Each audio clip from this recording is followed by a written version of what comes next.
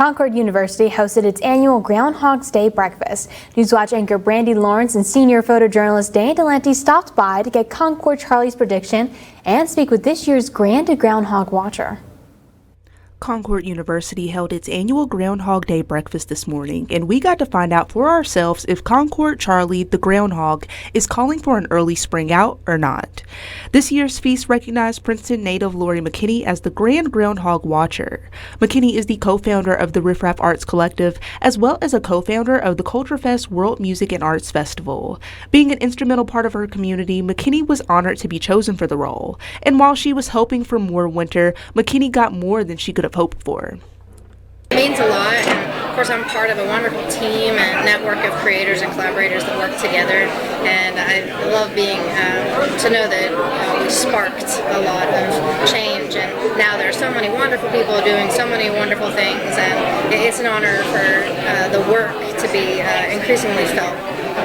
During her speech, McKinney discussed how her and fellow artists executed their vision in Princeton, establishing it as a utopia for local creatives of all mediums, which inadvertently did wonders for the city's economy.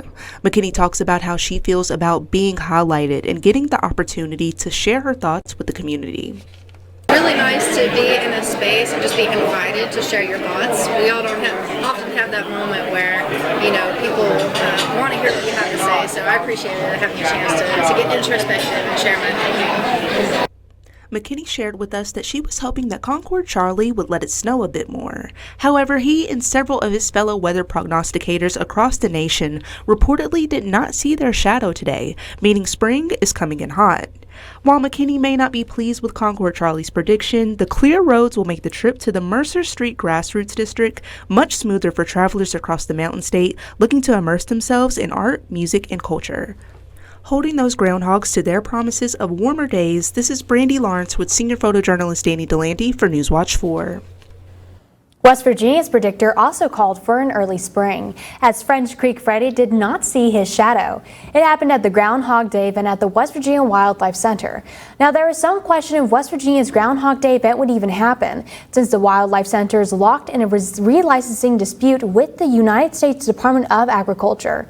The center got a one-day reprieve to hold the event after intervention from the West Virginia congressional delegation. The unofficial president of Groundhog's Day, Puxatawny Phil, agreed with West Virginia's predictions.